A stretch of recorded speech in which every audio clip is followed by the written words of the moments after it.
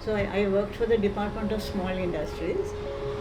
They had workshops all over the country, and we had a central design center at Kadavata, just outside Colombo. The weavers were paid on a daily basis.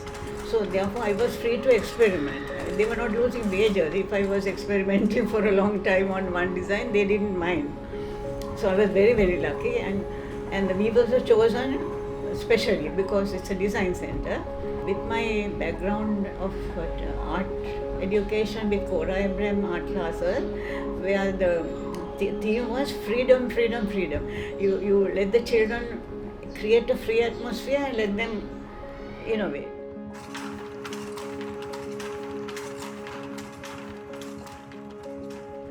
It's a very devious pathway. I started at ladies' college, and then during the war they took the premises. The army took over the premises, and the school shifted up country. And then my father wouldn't let me go. He said, no boarding school. Children grow away from their parents. And at that time we shifted our house also to grandpa's, my mother's parents' home. And Good Shepherd was the closest school. So I went to Good Shepherd. I was very sorry to leave all my friends, and I was about 8, 9 years. Really sad, And but as I tell my students, that was the best thing that ever happened to me, because that's where I met Mrs. Cora Abraham. She was the art teacher. So this art background is from the school. Cora Abraham art class, we don't teach theories. It's unnecessary shackling your mind. But if you're a professional designer, you should. So at university we teach, but my background was I was never taught any theories, But every child can draw. Okay, if you let them, don't interfere and don't say what is this. This is not like if the child draws an elephant and colors it pink or something, you accept it. You don't say elephants are not pink. You say how interesting this is, a pink elephant, and talk about it. So you feel completely at ease and free to express yourself. That is the background of the teaching. Even technique, you don't have a class for watercolor or something, no. You allow them to use it and mess up. Then they upset with the picture. You say, what happened? Let's see what happened.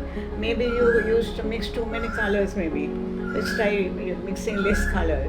And that's how you teach technique while they are learning. So with that, I used to experiment on the loom. I put a warp according to my color schemes, and then tell the weaver, with the rest of it, you do whatever you like. And I got some really good results from that, They had not learned art or anything like that. They were girls from the area, Kadavata. So I had my designs as well as their contribution. And they were very skillful weavers. I am a chartered textile technologist. I was not taught textile design. Because of that, I had a very deep knowledge of fabric structure. And I was able to introduce color to that. When Sri Lanka started the Open University, and for the textiles, they got a professor from India to come and train us to write lesson writing. Now he said, why don't you all teach color theory? And I said, these are technologists, so we don't have color theory for them. He said, no, but they must know, because they are going to be dye specialists and so on. And he introduced me to the Bauhaus color theory. Germany Bauhaus, Eaton's color theory, which was based on Goethe. Goethe's color theory, he turned it into a teaching package, and that this Indian professor taught me, so that I could teach the Open University student. So they were doing textiles, and I thought, now I'm working at small industries and I have this design center and all these skillful weavers. They might as well weave this part of this theory. And that's how I introduced spectrum colors and things, and it was such a success, my goodness. Yes. So that, that fabric edge that is there, that's all the spectrum colors contrasted with white, black. All the spectrum colors contrasted with white. Two, two fabrics are woven simultaneously. Here you can see two warps are there. One is colored and one is black. So the weaver has to be extremely skillful because she can't see what is happening underneath. You see all the spectrum colors across the width. It shades off into, the colors are shading into each other. It's not red, orange, yellow. It's red and then it becomes orange and then it becomes yellow. That also I introduced because that came about with our director going to a textile exhibition. At that time designers never got a chance to go. This shaded effect is my innovation. I haven't seen it in India even. They are the masters of textile, but I have not seen it in India even. The weavers themselves, because designers came into the scene fairly recently in Sri Lanka. From 1991 only we started. So the designers were just coming out. Their influence is now being felt. The Sri Lankans have aesthetic talent, isn't it? Yeah. So they pick up these things very easily. That's a compliment, isn't it? And somebody else has got inspired by your work, isn't it? And the advantage of working for the government is that you're not, no sense of competition, you're not trying to outdo somebody else, nothing like that, there is no pressure on. So it was ideal atmosphere for a designer because they used to, I could get any color I wanted. Only if you have patience, you can get whatever you want in the government sector. It takes time, that's all. My designs affected the sari sales. They were the Colombo high society. They were quietly not wearing sari. They were wearing other European clothes. And it came to a point it might have vanished like that. But with this sale of these shaded saris, it picked up. They started wearing it, and TV presenters, they started wearing our small industry saris. And then the habit of wearing sari came back.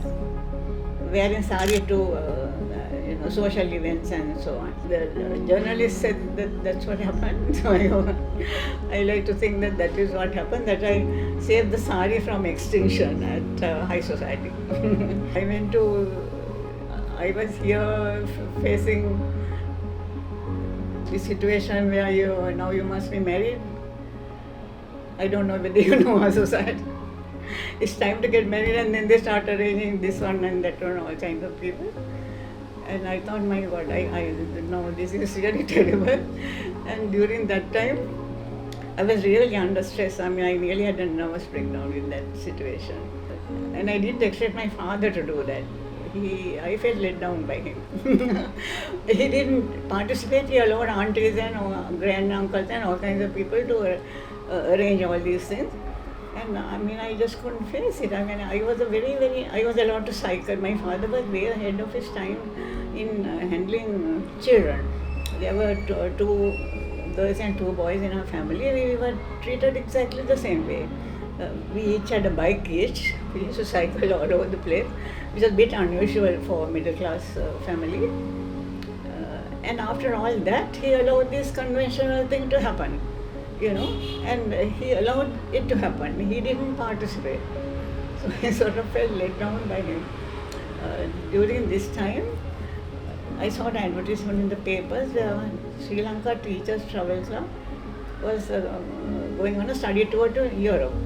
And they were having a meeting at St. Thomas', yes, on a Sunday morning or something.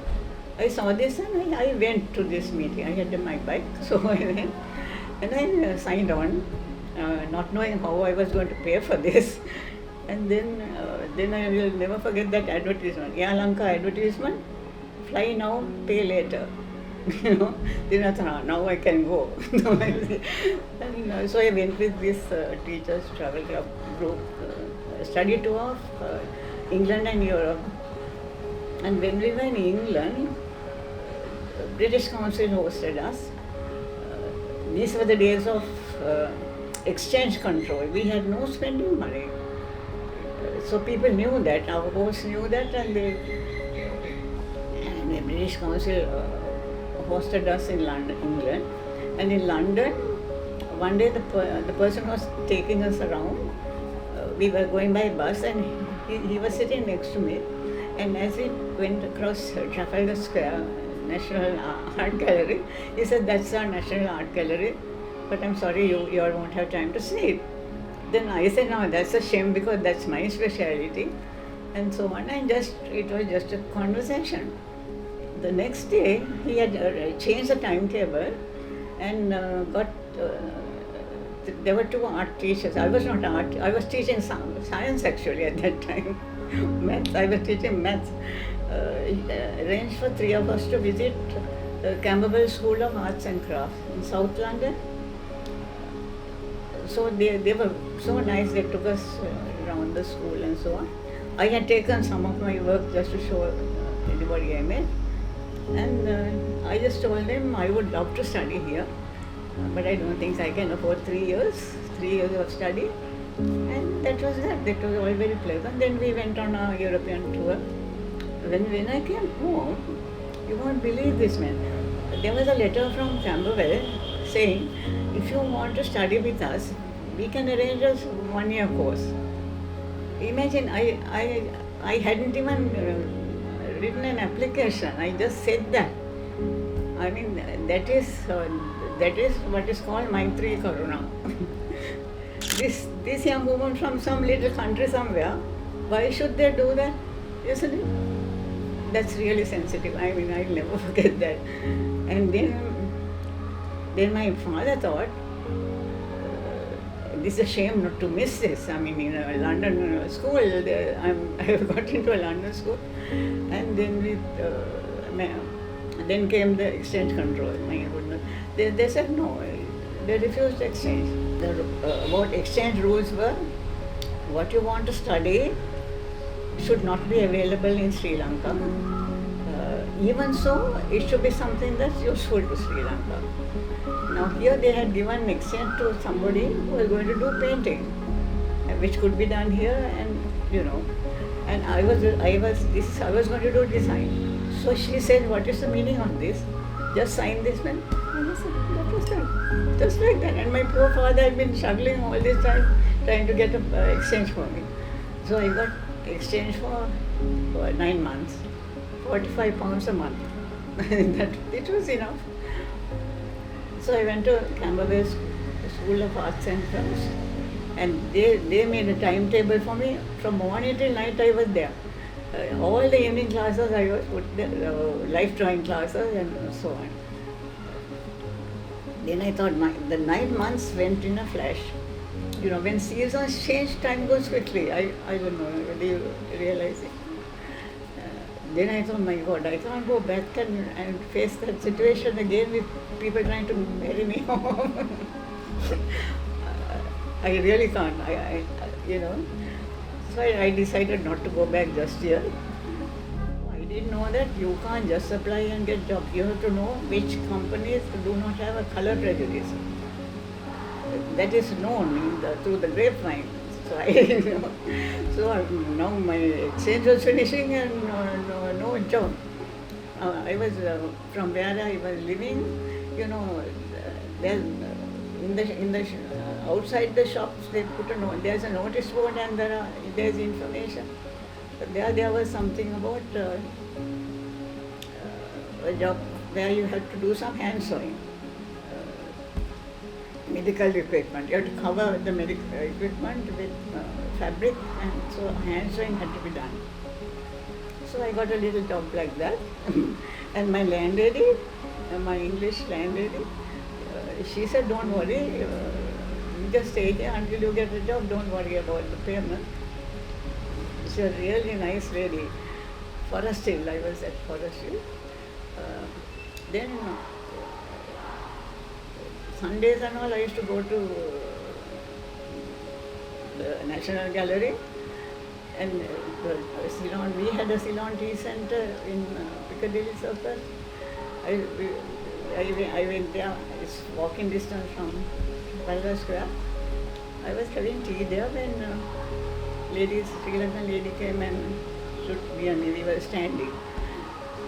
And she, of course, as usual, they will ask you what you're doing here now, how you came and all that. And when I said my situation where I need a job, she said, look, why don't you, there are jobs here, why don't you apply here, Ceylon Tea Center, to sell Ceylon tea. So I thought, my God, I don't think I'm suitable for as a salesperson. Anyway, I was so desperate, I applied for the job and I got it. It was a job made for me, my goodness.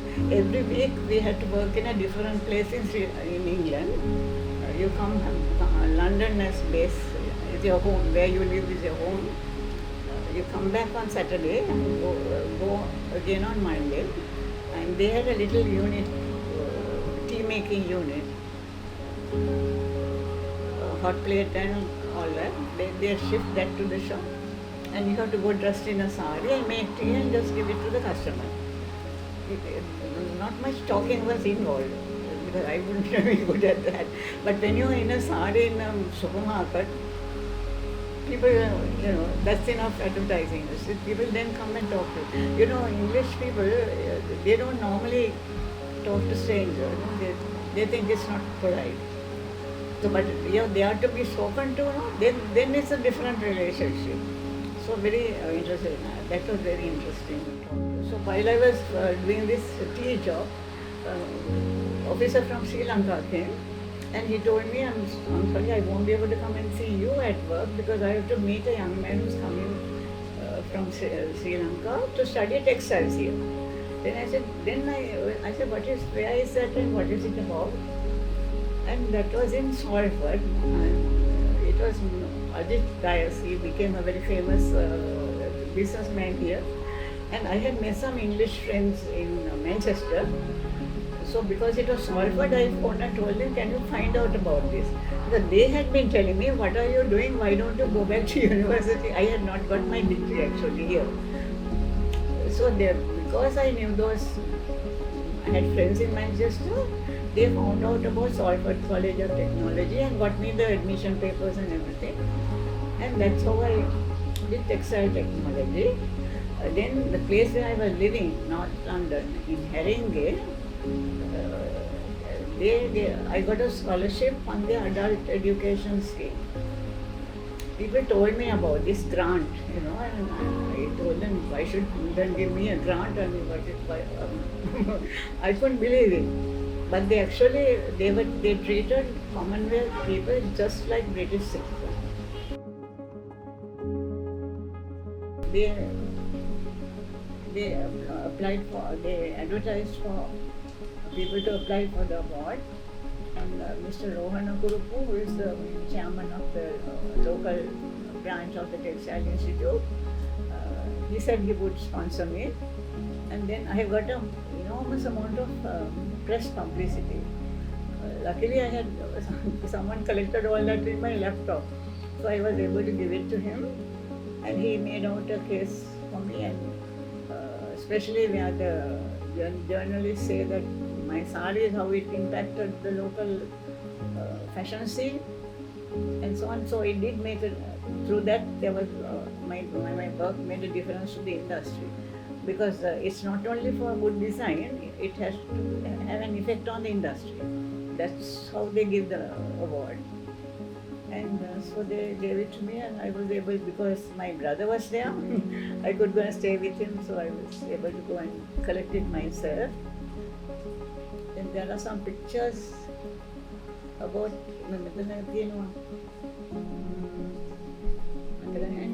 recently. They should be here, no?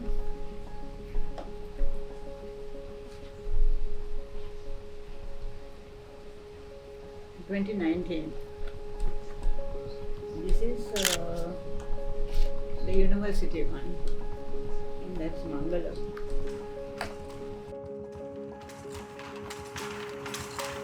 Well, my father told me, when you choose a job, always choose a job that you love to do.